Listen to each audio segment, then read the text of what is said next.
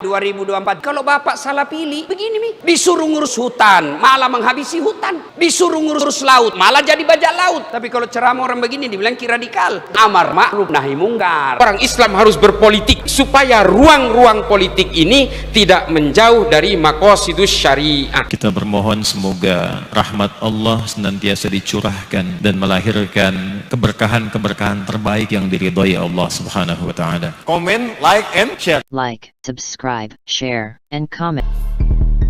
Jangan khawatir menjadi seorang muslim dan orang yang mengajak berdakwah itu ya. Betul. Karena kalau Anda mau tanam padi, rumputnya dapat. Tapi kalau Anda tanam rumput, padinya nggak akan dapat. Ustaz. 3. Sebenarnya sarana perjuangan dalam Islam itu adalah hisbah. Yang ketiga itu adalah jihad. 3 cara ini implementasinya satu dengan itu beda-beda, Pak. Ini beda-beda ini. This is the point. Ini beda-beda nih. Yeah. Dakwah sesuai dengan namanya dakwah, kalimatnya dakwah. Dari kata da'a yad'u. Dakwah itu artinya mengajak. Itu kan sedikit agak membujuk lah. Membujuk. Lemah lembut, bagaimana orang supaya ikut apa yang kita mau. Persuasi. Ya? Kan pendakwah itu kan agitator. Bagaimana dia mengagitasi orang lain supaya mengikuti apa yang dia mau. Tentu kan tidak boleh dengan cara yang kasar. Kalau mau tegas-tegasan, itu ada wadah yang lain, perjuangan yang lain. Namanya hisbah. Hisbah itu adalah amar ma'ruf nahi mungkar. Nah kalau nahi mungkar ini Bang, memang perlu galak-galak ini. Oh kita datang ke diskotik, datang ke bar yang menyalakan maksiat, tempat-tempat pelacuran. Itu nggak bisa persuasif memang. Itu perlu dengan keras, gitu kan? Nah, kata Nabi itu apa? Man ra'a minkum mungkaran falyughayyirhu biyadihi. Siapa yang melihat kemungkaran depan mata nyata, rubah kemungkaran itu dengan tangan. Kalau mungkin ya. Ya kalau mungkin bisa. Tangan ini bisa makna yang hakiki, bisa makna yang metaforis. Bisa kekuasaan di situ kan. Nah, fa illam yastati fa bilisani. Kalau kamu tidak mampu merubah dengan tangan, dengan bicara. Paling minim apa? Fa biqalbi, membaca dalam hati begitu. Jadi ada cara sebenarnya, ya. Jadi perjuangan itu 3 tadi. Pertama lewat dakwah. Nah kadang-kadang ini Bang, di masyarakat sering rancu. Yang mana dakwah, yang mana hisbah, ini rancu nih. Nah iya nggak? Dakwah tapi kesannya hisbah, gitu kan? Nah ini kita ini koreksi lah ya. Oke. Bagaimana kita bisa supaya kita harus menempatkan sesuatu pada tempatnya, gitu kan? Kalau dakwah coba kita di masjid, nggak bisa kita marah-marah di masjid. Nggak, masjid itu kan nggak ada kemungkaran di masjid. Lo orang datang ibadah semua, ngapain marah-marah kita di situ? Kan gitu kan? Nah kalau mau galak-galakan di sana tuh, di sana-sana kemaksiatan itu. Di diskotik apa gitu. Nah kemudian jihad yang ketiga, jihad. Nah jihad ini kemudian dibagi dalam Al-Quran. Ada jihad yang am, ada yang khos. Yang am itu yang umum. Yang khos ini adalah namanya perang fisik. Qital, bahasa Quran itu qital. Wa qatilu fi sabilillahi alladzina yuqatilunakum wa la ta'tadu innallaha la yuhibbul mu'tadin. Dalam surat Al-Baqarah 190. Perangilah di jalan Allah, sudah fisik ini. Perangi di jalan Allah. Siapa yang harus kamu perangi? Yaitu orang-orang yang memerangi kamu. Oh, luar biasa Quran itu. Mafhum mukhalafahnya apa? Apa pengertian sebaliknya? Kalau kamu tidak diperangi dulu, jangan merangi dulu.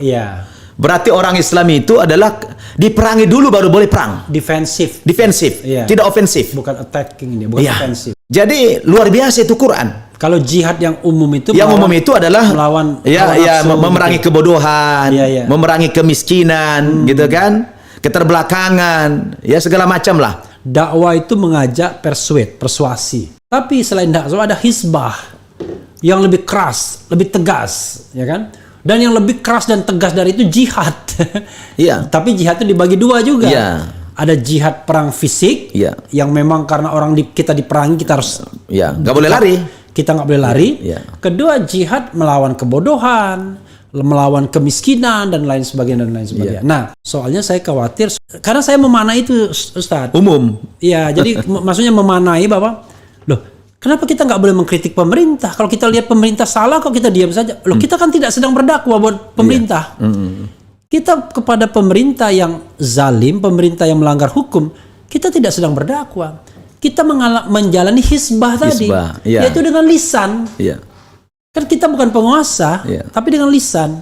Tapi karena kalau misalnya Anda takut dengan lisan, ya sudah dengan hati yang menolak aja. Melihat kemungkaran, misalnya pemerintah gusur-gusur, ya kan? Kita nggak berani melawan, ya udah hati menolak. Kalau kita bicara kekuasaan, sejarah sudah mencatat juga dalam Quran itu diabadikan. Tidak ada rakyat sehebat apapun kita yang bisa mengalahkan kekuasaan. Karena penguasa itu Bang punya segalanya. Penguasa itu punya uang, penguasa itu punya tentara, punya senjata, punya polisi, punya konglomerat, semuanya lah.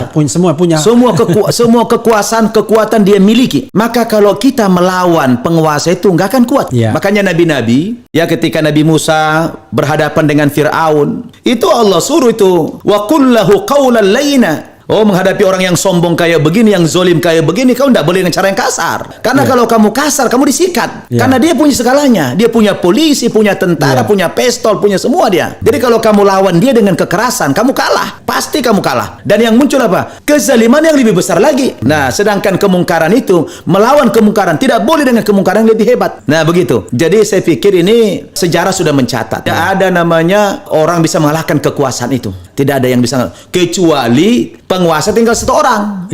Semua kekuatan sudah diarahkan. Nah, itu baru kayak dulu Pak Harto lah gitu kan. Itu baru. Kecuali ada momentumnya. Ada momentumnya gitu kan. Tapi kalau kekuasaan masih kuat, wah itu jangan coba-coba. Itu namanya siasah mungkin. Bersiasah. Bersiasah. Dan itulah Allah katakan kepada nabi-nabi itu, ya kamu datangi dia, dakwalah dengan yang lembut kepada mereka, ya kan. Mungkin dalam konteks sekarang ini ulama mendatangi bukan berarti mau menjilat. Saya juga nggak setuju ada ulama cium tangan.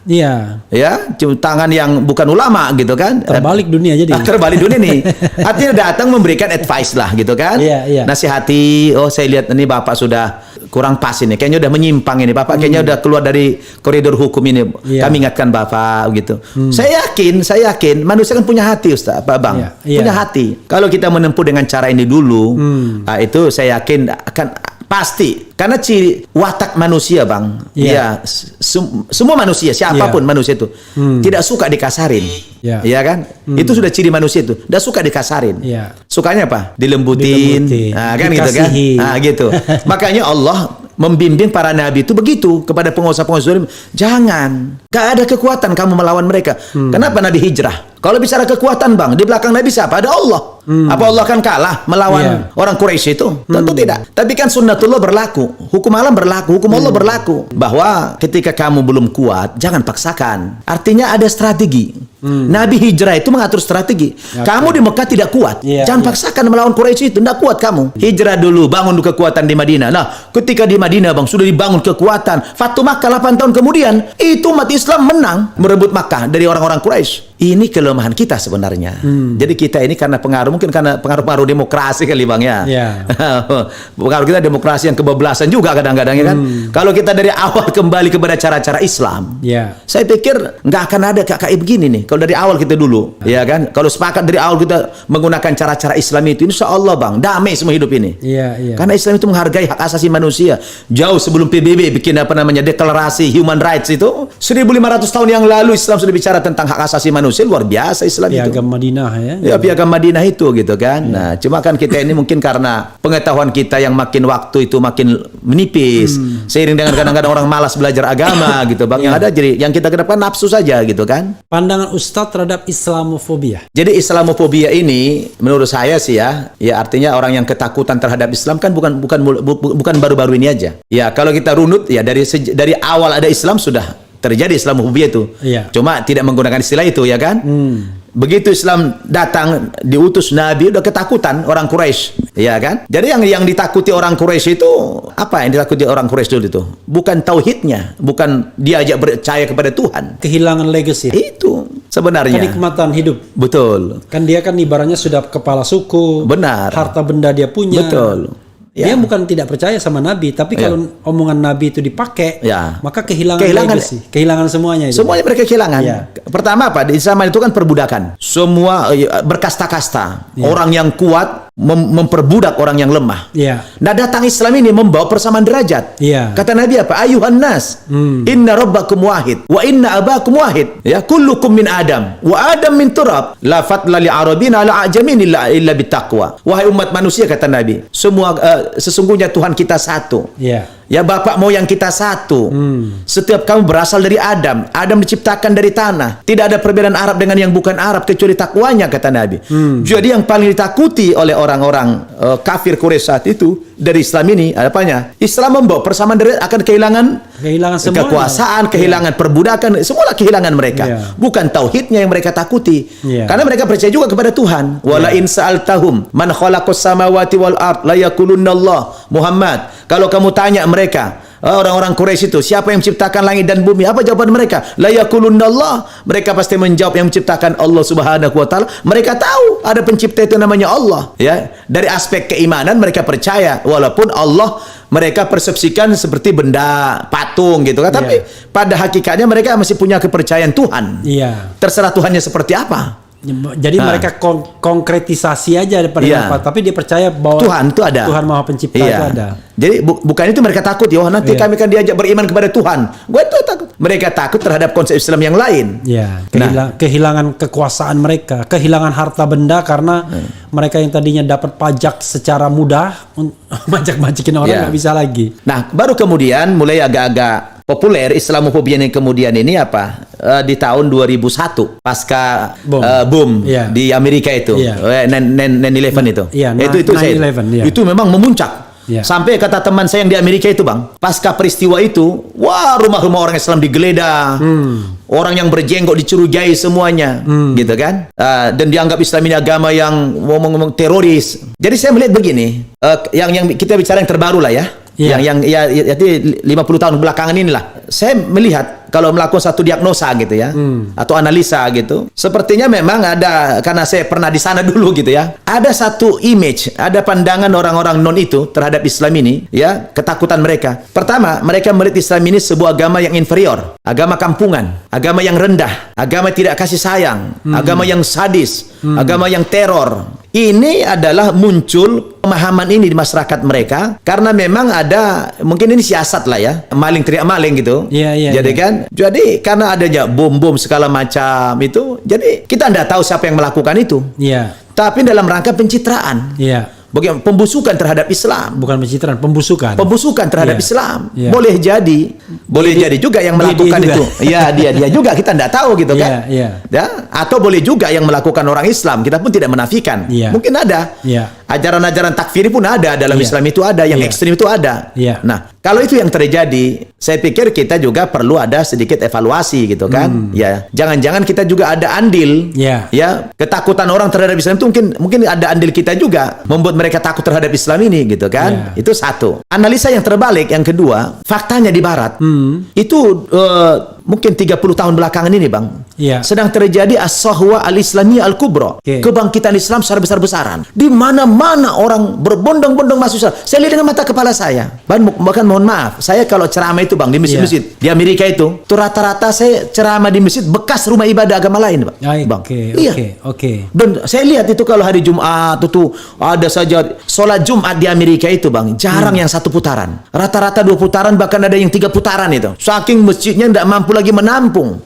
Ya, bukan karena jumlah masjid sedikit, masjid banyak. Bahkan kalau Abang ke Manhattan, saya pernah hitung itu, Bang. Kita ke Manhattan, itu berapa masjid, Bang? Kalau Abang jalan-jalan di segitiga Mas di Jakarta ini, Sudirman, Tamrin, Kuningan, Gatsu, coba Abang hitung, ada berapa buah masjid yang betul-betul masjid, bukan di kantor ya, bukan di gedung ya, masjid. Paling berapa biji? Berapa masjid? Tapi kalau Abang di Manhattan, Bang, belasan masjid, Bang, yang betul-betul masjid, Bang. Subhanallah. Itu saya lihat dengan mata kepala, dan saya pernah sholat di Manhattan itu elit, tempat yang elit. Pusat ibu kota, pusatnya kota New York. Subhanallah, itu tempat yang paling mahal. Mahal, kota terbesar di dunia. Itu kan luar biasa. Nah, artinya apa? Bahwa ketakutan mereka itu memang sekarang ini wajar, karena di Eropa juga terjadi kebangkitan Islam luar biasa. Inggris, apalagi Jerman, Prancis itu luar biasa, Bang. Jadi ini pembusukan. Bagaimana supaya orang ketakutan dengan Islam itu diciptakan segala macam. Ya, image bahwa Islam itu teroris. Tapi apa janji Allah? Yuriduna ayutfi'u nurallahi bi afwahihim wa ya'ballahu illa ayutimma nurah walau karihal kafirun. Mereka orang-orang non itu, kata Allah, ya, berusaha untuk memadamkan cahaya Islam ini dengan apa? Dengan ucapan-ucapan mereka, dengan propaganda-propaganda mereka. Mereka katakan itu, dibikin label-label Islam itu teroris, radikal, macam ekstremis, macam-macam lah itu. Tapi berhasilkah misi mereka memadamkan cahaya Islam itu? Tidak. Wa ya'ballahu illa ayutimma nurah. Justru cahaya Islam itu semakin terang benderang di mana-mana dibuat Allah, yang ditandai dengan orang berbondong-bondong masuk agama Islam. Jadi ini pelajaran juga bagi Indonesia. Saya Karen mohon undur diri. Subhanakallahumma wa bihamdika asyhadu an la ilaha anta astaghfiruka wa atubu ilaik. Billahi taufiq wal hidayah. Wassalamualaikum warahmatullahi wabarakatuh.